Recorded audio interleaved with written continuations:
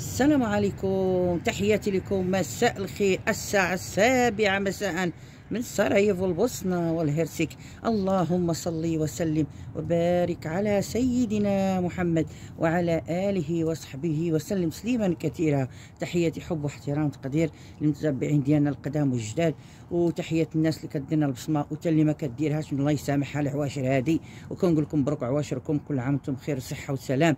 والله يدخل علينا هذا الشهر الجاي ان شاء الله رمضان، سيدنا رمضان بالصحه والسلامه. والناس اللي دايرين المائده الرمضانيه 30 يوم، انا غير رايي الشخصي، وكل واحد اللي حريه التعبير وحريه الراي كما بغى يدير. غير هذه واحد النصيحه، وحاولوا شويه على خوتكم، راه في ناس ما عندهاش. واش كل يوم ميده تنسك في ميده اخرى؟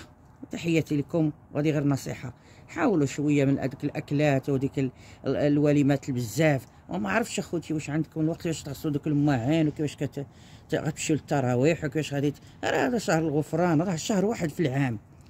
شهر الصيام شهر واحد في العام، وديال الله سبحانه وتعالى الايمان والعباده والرحمه والتواصل، ماشي ديال الاكل والتنوع في الاكل وفي الحوت وفي ما شاء الله في المأدوبات الرمضانيه. وتحياتي لكم، غير سمحوا لنا، هذا رايي الشخصي، كل واحد واللي حريته. راه المشكله في الفلوس، والناس تابعه كلها غير الفلوس والمظاهر. وقال لك ان جيجي با لي جونس دابخي لابارونس، لي زابارونس سون ترومبوز. مبروك عواشركم، وتحياتي لكم. الثلوج تتساقط، وبغيت نصور معكم هذا المنظر هذا ديال الثلوج. ايوا بغيت نسلم عليكم، توحشناكم اخوتي.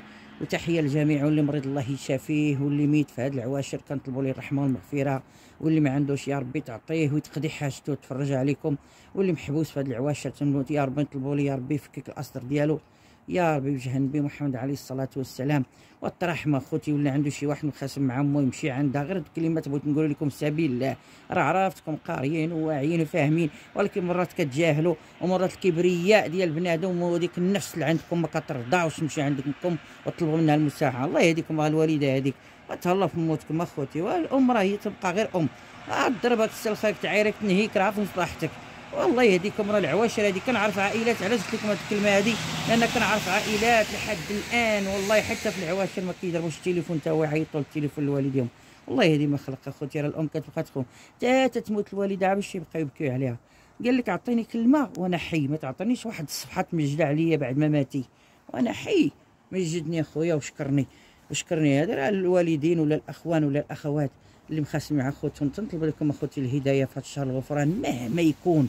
خلي نتوما عندكم الرحمه وقلبكم كبير، والله حتى تربحوا. شوفوا اخوتي، غير بنيتكم تربحوا. سولوني نقول لكم راه تجارب الحياه، واظني بزاف الناس انا اكبر منهم في العمر، الله يكبرنا على طاعه الله، وعندنا تجارب. ما كان لا تليفون ولا حتى حاجه ولا مولاي با هذيك الساعه. راه اخوتي، راه اللي تيكون هو السابق للمسامحه راه هو اللي فيه الفايده، هو اللي غادي يلقى مع ربي سبحانه وتعالى الخير كثير. خلينا من ديك العنطازه والبخ وداك التكبر.